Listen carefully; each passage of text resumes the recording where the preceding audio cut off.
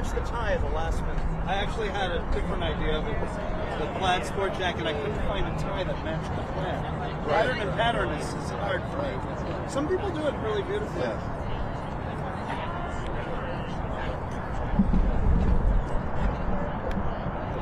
It's just like the last time. See dishes of you, and then I'll introduce you to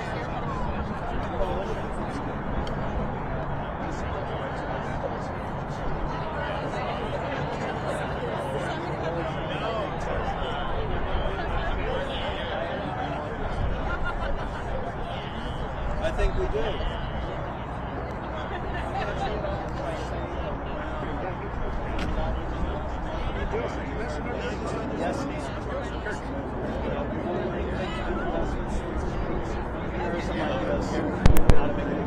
fun in these waters. Okay. So I have all my speakers. Hello, good morning. Thank you so much for being here. So, is that a chair for me to sit in? So we will go. They gave us chairs? After that, we're going to we can grab some other folks to kind of join in. All the people who are taking part on this level. So that'd be a great idea. But we're going to open up for Q&A for this video. And then just to kind of remind you, so there are two mics. This mic is for the cameras. This is the actual mic for the speaker. Don't touch this button because this will mute you. This button right here. So that's all you guys know. Testing. Hello? Testing. It's working. Is it working?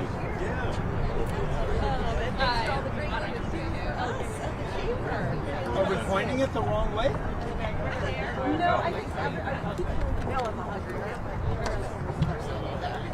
because we wanted the bridge to that. Oh, I see. I'm saying, are we pointing the speaker the wrong way? Yeah, I can move it. You get feedback. I don't know why you have these. Okay. So I guess we can line up. Okay.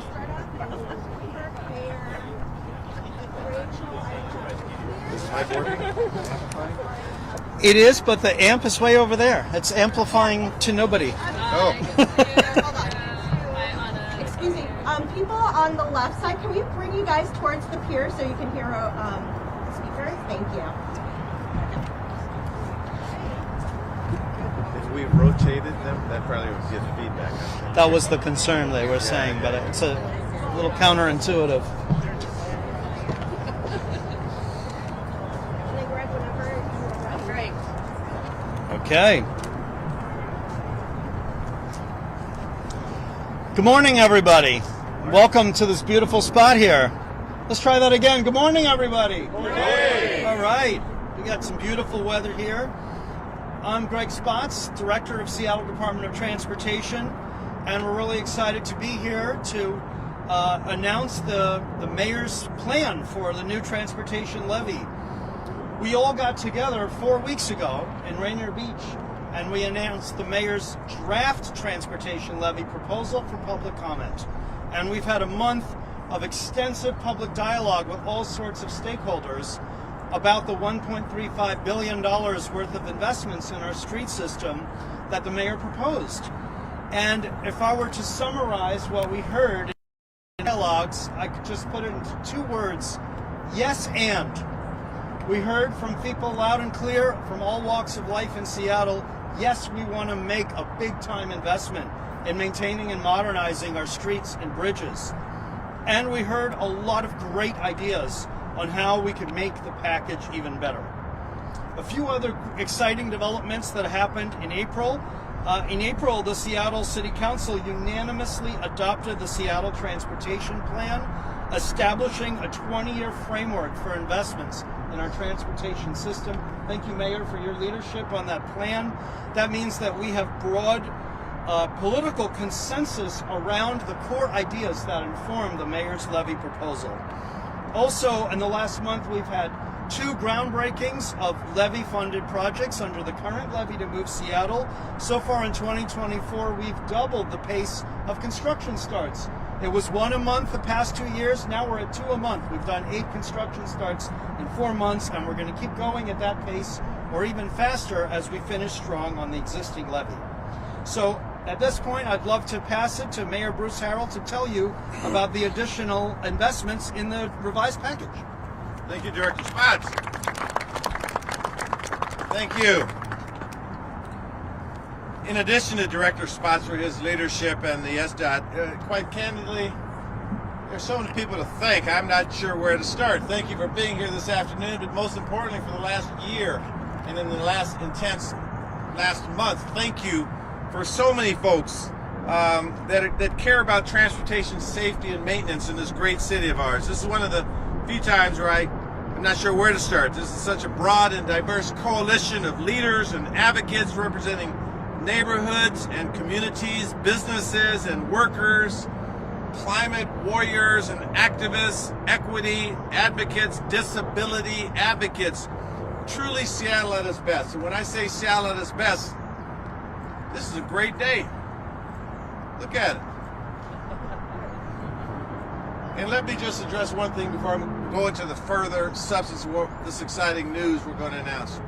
Chris, you look really cool sitting there right now. You look so cool, you're almost distracting.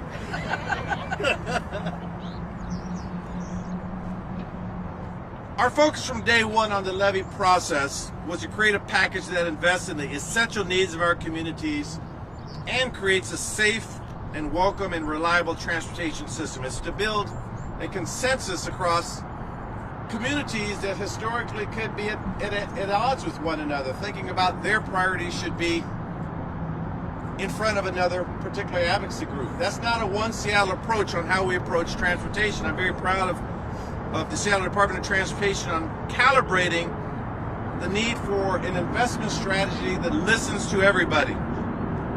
We know there's still work to do to fulfill our vision for Seattle's transportation systems. Bridges we all can depend upon. Buses carrying students and workers get slowed down by traffic. We know that our sidewalks are buckled and need repairs to be safe and accessible. We know that our streets have potholes that slows down everyone, regardless as to your mode of transportation. Fortunately, we have some amazing work at hand. Director Spots talked about the pace by which we are spending our Move Seattle dollars. More rapid ride bus services coming to neighborhoods, community support for investing in a safe, reliable, and connected Seattle has never been higher. So since we announced our draft proposal, Director Spots and our SDOT levy team and my staff and I have been actively engaging with community groups and city boards and commissions, and most importantly, leading by listening. We've used public polling, in-depth briefings, multicultural media, roundtables in City Hall to learn exactly what this city wants. We engaged with over 60 organizations through 4 mayor roundtable events, conducted over 850 conversations with the public at 9 tabling events. We had close to 2,000 community questionnaires completed. We are aggressively staying aligned with what people want. So today's updated levy proposal is a reflection of those conversations and this listening exercise, balancing essential needs and affordability. And now we are proud to announce that we'll allocate an additional $100 million to fund priorities raised by our neighbors, bringing our final proposal that we will introduce to the City Council to $1.45 billion. This is big thinking. Let me talk a little bit about the composition of the 1.45. $221 million to keep Seattle bridges in a reliable working condition. We're adding $3 million to expand bridge preservation so bridges are well maintained, and we're not subtle when we're right here looking at a few bridges. We're not trying to be subtle. $162 million to make Vision Zero safety improvements to streets and sidewalks and intersections and crossings to reduce traffic collisions, adding $41 million to fund neighborhood-initiated projects, and $14 million to address emergent community concerns. $145 million to connect people safely to transit hubs. We realize that we still are in a city where people are hungry for good transit. This includes linked light rail stations and bus stops, which includes a $23 million addition to improve transit reliability and safety, reflecting this region's love for transit. Yes. $135 million to build and repair sidewalks. And we've heard that the pace we're building sidewalks, and we've heard about the pace, and making sidewalk repairs was not enough. So we're accelerating sidewalk construction with a surge to build 250 blocks in 4 years and establishing a task force for innovative approaches. Now this will, this doubles our sidewalk construction pace with the levy, accompanied by an additional $26 million for pedestrian safety. $114 million to expand our protected bike lane network and connect schools to bike paths. We spoke to bike safety groups. We're very happy that many have joined us today about the challenge of filling in gaps in the network and goals around bike safe bike lane in the South End in particular, and added a $20 million investment, increased it to $20 million more to our safe bikeways programs. $66 million to activate public spaces and improve lighting so people can feel comfortable walking in their neighborhoods. This adds $11 million to enhance lighting around transit stops and to create inviting places in our business districts. Again, we talk a lot about transit because we realize the importance and the hunger for a good transit system here in our city. $59 million to make direct investments in addressing climate change, adding $10 million more for EV charging stations and low pollution neighborhoods. And I want to thank the advocates that, again, everything we talk about is, again, not just for our next generation of people, but for our planet and our air and our water. And so we think these are wise investments we're very proud of. I'm confident that SDOT and the city working together are capable of delivering and making progress.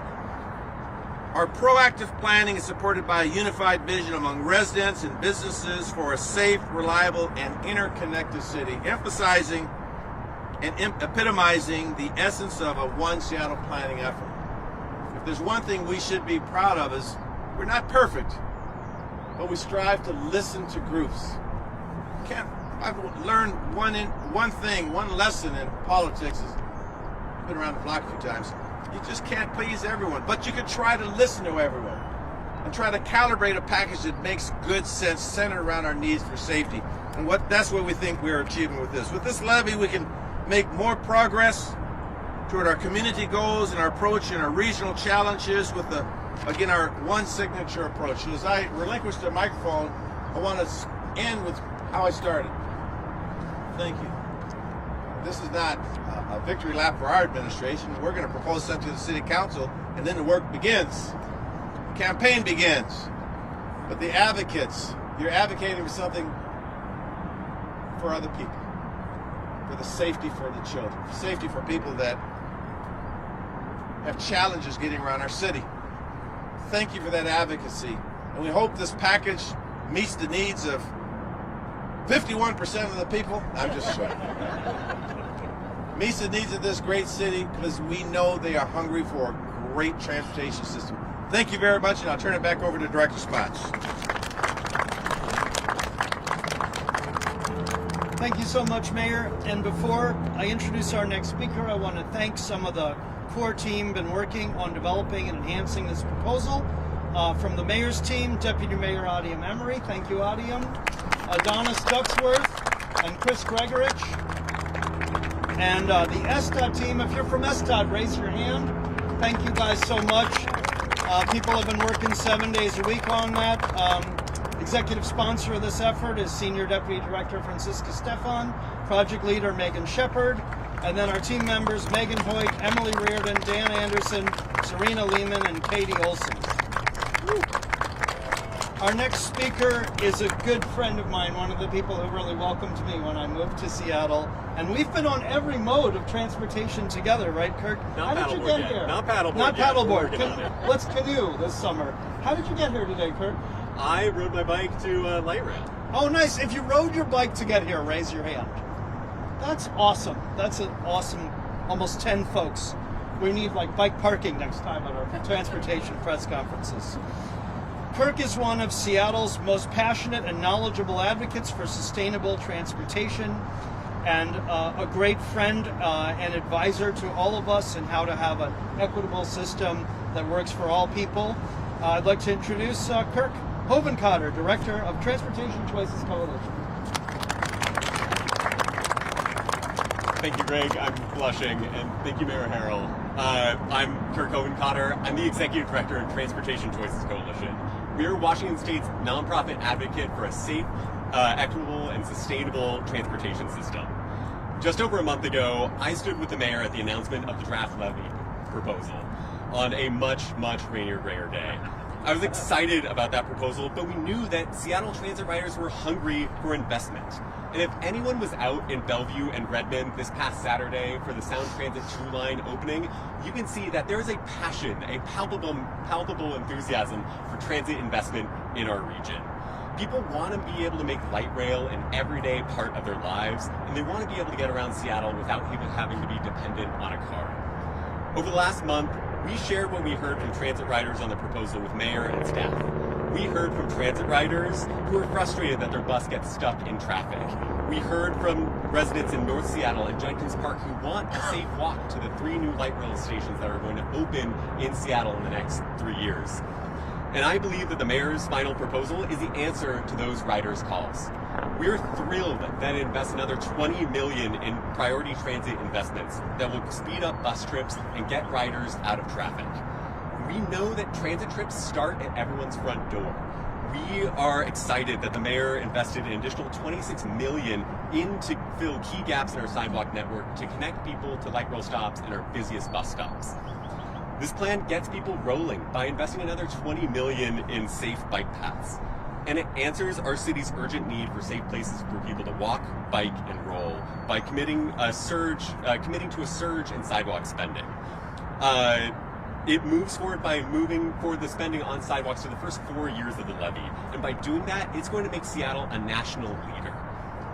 These are the investments that Seattle transit riders have been waiting for. I want to commend the mayor and the staff for shaping this proposal.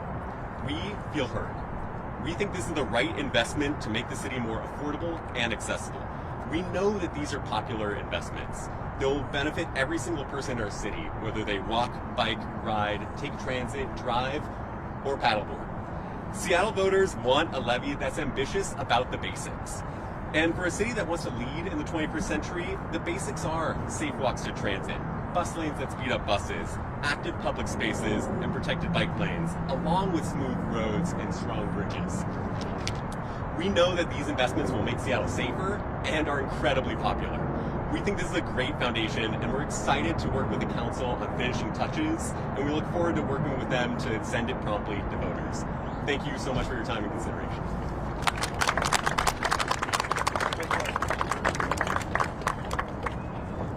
Thank you so much, Kirk.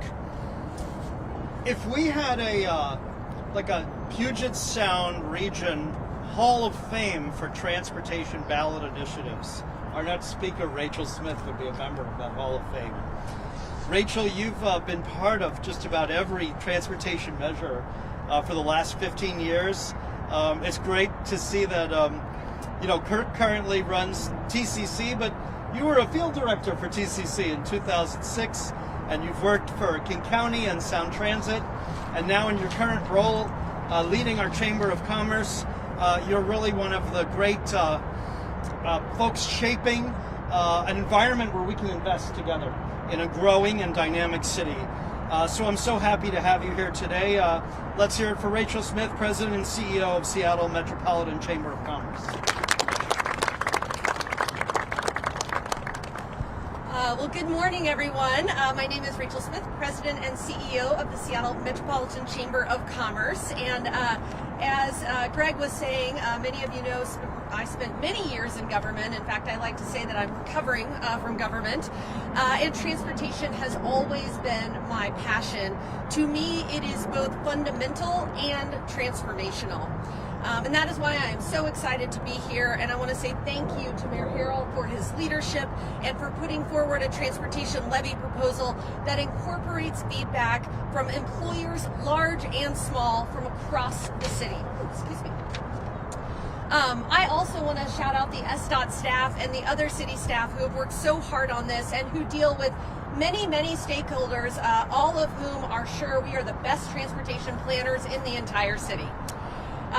The Seattle Metropolitan Chamber of Commerce and our friends and partners at the Downtown Seattle Association have come to the table because a thriving, equitable, and inclusive regional economy, our mission, is predicated on Seattleites being able to safely and reliably get to work, get to school, and get back home to their families, as well as enjoy the natural beauty and recreational and cultural opportunities that surround us.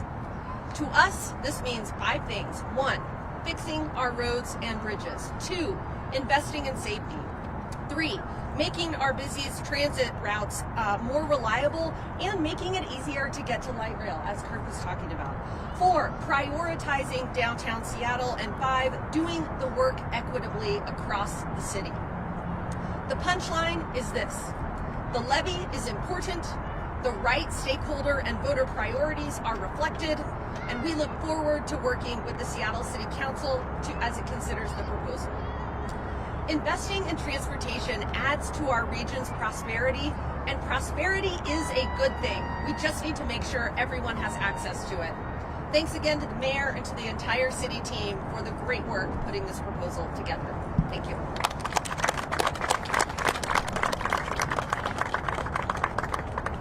Thank you so much. Our next speaker, Cesar Garcia, is one of the first people who took me for a walk in Seattle. When I came here in September 2022, I started a listening tour. And our next two speakers, Cesar and Ana, both took me walking or biking in my very first month on the job. Cesar, you took me to one of the last two trailer park communities way up north and introduced me to some kids who were in a daycare playing on this tiny little porch of the trailer, and they have nowhere to play. They're not even allowed, people aren't allowed to use the driveway of the trailer park to play, and the parks are very far away, and you have to cross dangerous streets to get there. And it was such a powerful awakening for me about what we can do to make our streets and parks more meaningful and useful for underserved communities. Cesar leads the Lake City Collective. He's been a member of our SDOT Transportation Equity Work Group. We've done several projects up there together. We just finished the Little Brooks Sidewalk Project, and we thank you so much for your great efforts on behalf of Lake City. Come on up, Cesar.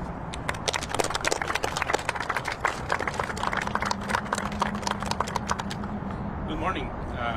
It's an honor to be here speaking in front of you, and I appreciate the invitation to be part of this in a beautiful park. We have also in the house, we have our park superintendent, AP Diaz, here. Thank you for being a great host. I'm also standing here in memory of community members like Maria Banda, who died from injuries sustained from a hit-and-run driver who is still driving in our community free. Our current levy actually funded a stoplight and improvements around that intersection that will prevent any injuries like that in the future, any fatalities in the future. So that's an example of what the levy can do for our communities. To give you a little bit of a background, I'm going to try to be very quick. But before we started Lake City Collective, my wife, who is a co-director and co-founder of Lake City Collective, she started advocating for a safer crosswalk in our street, where families from different backgrounds, our neighbors, needed to risk getting to the park or school. It took a couple of years, but a marked crosswalk with a flashing beacon is now there as a testament of what community advocacy can do.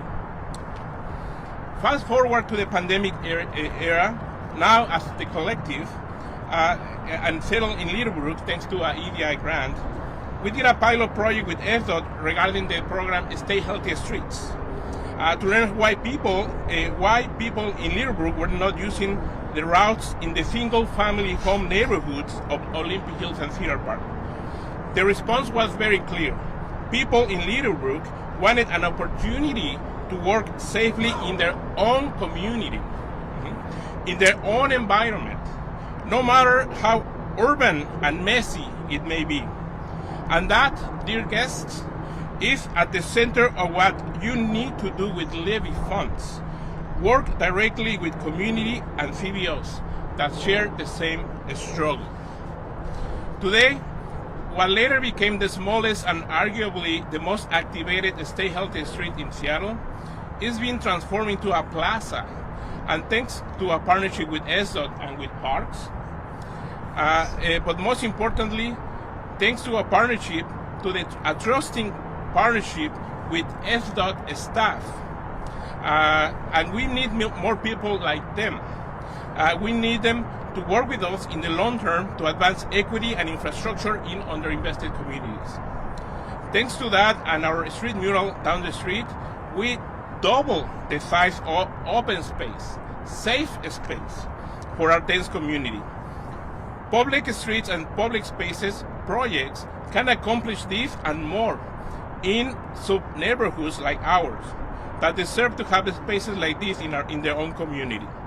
Unfortunately, we don't have backyards with lawn chairs to sit down and relax and enjoy serene vistas like this with birds chirping and a beautiful stream in front of us.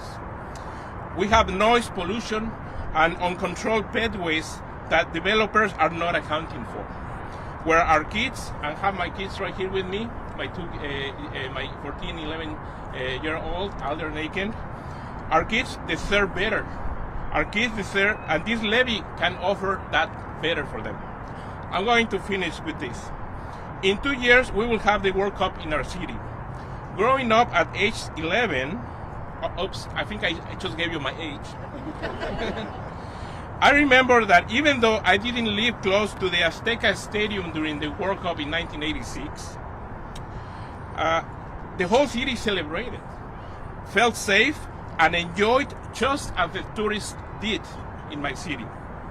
This event is our 1962 World's Fair of our time.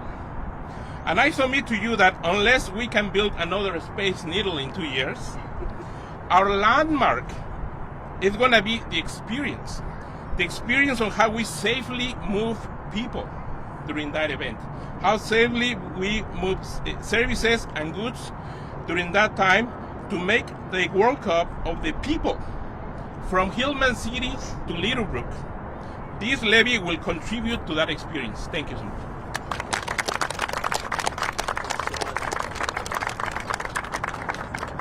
Thank you so much. Let's live up to that. What a beautiful vision for the World Cup. Our final speaker, Anna Zebarts, I think you contacted me my first week on the job because it was a week without driving was coming up. It was. And you asked me if I wanted to join it, and I didn't bring my car here, so every week is a week without driving. So I said, sure, let's do it. And then we went on a bike ride together through District 2. And on Bike Together, we were talking about how Anna's a former bike racer. She's a bike racer and a mom who also isn't able to drive because she's got a vision impairment. And she's a very powerful advocate for the 25% of our society who can't drive. Young, old, people with various health conditions. And how do we make sure that our infrastructure is welcoming to everyone? How do we make sure that you can get your kid to Little League if you can't drive? Anna, you've brought forth so many meaningful and powerful stories about how we, the people that we need to help as we make a transportation system for all. So representing Disability Mobility Initiative, Disability Rights Washington, I'm really proud to introduce Anna Zebarts. Good morning. I woke up this morning and I was really excited that our friend the zebra in North Bend was still on the loose and I could walk myself in. Vaguely, yeah, appropriate for today. So, hi everyone, Anna. I work for Disability Rights Washington and I direct a program called the Disability Mobility Initiative that organizes non-drivers across our state. And we actually have new numbers from a study from the JTC where actually 30% of the state population is non-drivers. And it's probably even higher here in the city of Seattle, where we do have such a great transit system, wonderful buses, and sidewalks in much of our city. But there's much of our city that isn't accessible. 60% of our streets have sidewalks that are either missing or inaccessible, and we have to fix that. And we're excited to be here today because this levy proposal really does start to address that gap. The accelerated sidewalk construction is a big step forward. And also there's a recognition that this isn't going to be enough with the money in the levy to complete that sidewalk network, but there's a process to get there, to figure out how we're going to get that additional funding. We need to have our sidewalk network be complete and accessible so that everyone can get where they need to go without driving, even if they can't drive, if they can drive, that our city can be an accessible place that's inclusive for everyone. So thank you.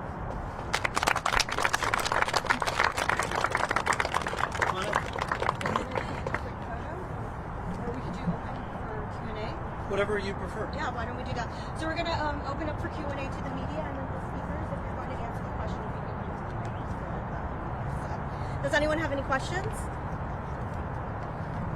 All right, so you're making the biggest levy request in city history even bigger. Are you worried that you're asking for too much? For those that didn't hear the question, the preface was this will be the biggest transportation measure in history. Are we worried that we're asking for too much? We think we've tendered a smart package to the voters. The point of the outreach is to make sure we are aligned with what they want. So we think we are tendering a proposal that the voters will approve. We also have discussions with people on fixed income, people that realize that they're struggling to still buy a loaf of bread in the city. And so we try to calibrate the need for someone that is still worried about their financial situation, calibrating that against the need for the system we have to be the city we want it to be. So we think this is the right amount, and hopefully the voters will agree with us.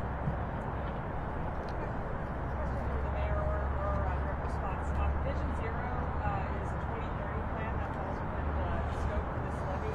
How confident are you that we're going to get to or close to zero traffic deaths and serious injuries by 2030 with this levy? Yeah. Thanks, Erica. Again, for those that didn't hear, with our Vision Zero target of 2030, how does that align with what we're trying to do, and how confident are we in meeting that goal? Director Spots, I'll let you take a shot at it. Sure. So, the mayor's first priority for me in arriving here was to strengthen our safety programs. And after our top-to-bottom review of Vision Zero, I appointed our first Chief Transportation Safety Officer, Vanu Namani, and we're seeing a lot of faster progress on making safety-related investments that are data-driven under Vanu's leadership. So I'm very confident that we have the people, the systems, the technology, and the funding needed to start really significantly reducing the number of people killed and seriously injured on our streets. And so far this year, we actually do have a reduction in the number of deaths in the first 4 months. Can you speak to the transportation levy's role in that? Sure. I mean, the levy's significantly increasing our investments in safety. There's a large, 9-figure section for safety, but we've infused safety within all aspects of the different categories of investments. And I think a place where we're bringing some innovation is with this maintain and modernize concept.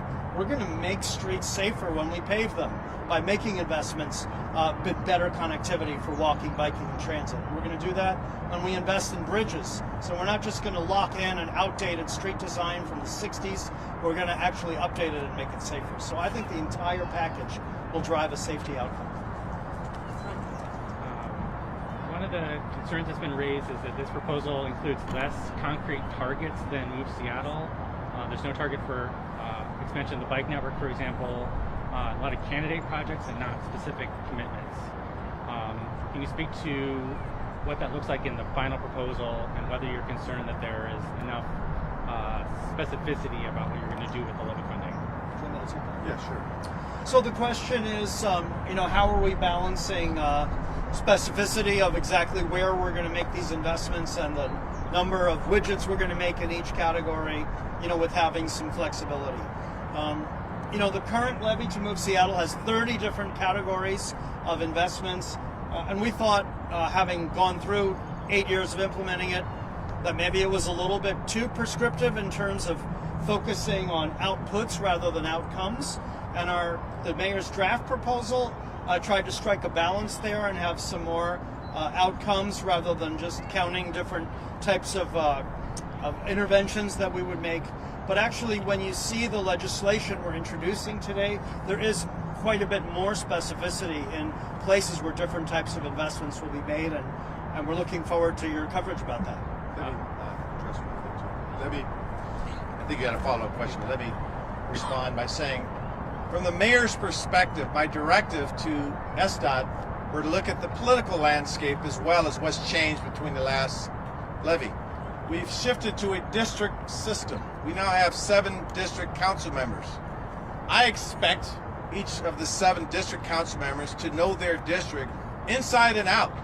So we wanted to bake in a little flexibility for the city council to know their sidewalks, their streets, their cycle networks, to be able to have that communication. So that is a significant change in how we make political and investment decisions. Number one. Number two, we have to be data-driven. And so my directive to SDOT through the strong leadership of Deputy Mayor Adia Emery is where does the data lead us? And data is a moving target. Where are the high traffic collisions? Where are pedestrians exposed? And we have to be fluid enough. So we had to bake in a little bit of a flexibility because we continue to gather data on where our high risk areas are. When we looked at where we were delaying the free right turn or prohibiting the right turn, those were not arbitrary decisions. The data led us to these certain areas, and so we continue to work on this levy. Even how we govern it during its 8-year course, it has to be some fluid. So it's very intentional to have some baked in flexibility. As Director Spots talked about, we did have a concrete strike and we had a COVID in the midst of the last levy. And so what we're able to do now, using data and information, that we're able to accelerate the pace by which we start projects. We announced one yesterday over on the 11th and 12th. And so we're going to continue to let the data drive our decisions. And we think that's the appropriate approach. And so specific, yes, data-driven, yes, but also fluid enough to address the data as it leads us in the right places. So I appreciate your question. You have a follow-up, go ahead. I do, it's for you, Mr. Mayor. 9 years ago, when you were on council, you amended the Move Seattle levy to include the accessible Mount Baker project. Is that still a priority for you, or do you have any other personal projects that you are hoping that this levy can accomplish? Yeah, so the question is, I do not have any personal priorities.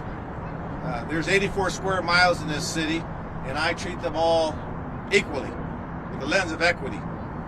That area is one of the areas we've targeted as a city to make sure we have some improvements, and so I'm relying on the expertise and the engineers to help reconfigure that. When I was a district council member, certainly that was a priority, as that should be as a district council member. But as mayor, I not only look at that particular intersection that has been sort of fraught with a lot of issues for the last 30 years, quite candidly, but I have to look at them all equally. So I can't say I have a personal preference. I don't know if any of the engineer types want to chime in on that particular configuration, but it's not a preference of mine, I should say.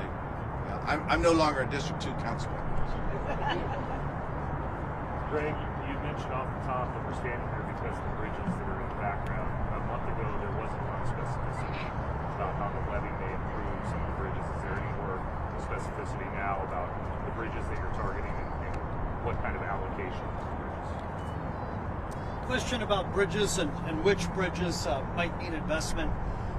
Something that I think should the voters, should the council put this levy on the ballot and the voters approve it, I think something that will really be an amazing legacy piece for this mayor is making a proactive bridge maintenance program that cycles through all the bridges, doing the proactive maintenance that's needed. We currently don't have that. We currently fix things when they're broken, and this package sets up the ability to proactively resurface the bridge deck, redo the expansion joints, repaint the bridge. So there's a lot of proactive maintenance that was all recommended by the bridge audit that this package will enable us to fund. There's also a part of the bridge, a component of the bridge section that will allow us to do project readiness for much larger projects on individual bridges where we would need a large federal funding commitment. And we're going to be able to bring 3 to 5 of those type of large projects to 30% design so that we'll be able to compete for those big time federal funding opportunities that sometimes can bring up to an 80% contribution for those larger projects. Can you be specific on that? I mean, Magnolia Bridge was one of the bridges that I know that was discussed. When we do an implementation plan for the levy next year, we'll release more detail on which bridges we'll start developing as those candidates for federal investment. Okay, that is it. We are done with the press conference. If you have some follow-up questions for Greg, we can do some one-on-ones after this, but we're going to take a photo op right now. Yeah, we're going to take a photo op, and I know, let's address the elephant in the room right now. Stand up, Chris. Stand up, Chris. What are we doing? Come on, man. We're going to take a picture. This is the picture. Who looks the coolest here? We're sure we got some things both working here. We got our shades on. That's the picture you want. Let's take a picture. Stop there. All right, we're going to do. Come on, man. I'm trying to match the I chair. see that. It's working. It's working. Come on up, advocates. Lee, where are you? Come on up here. Get in here. Everybody, we help put this together.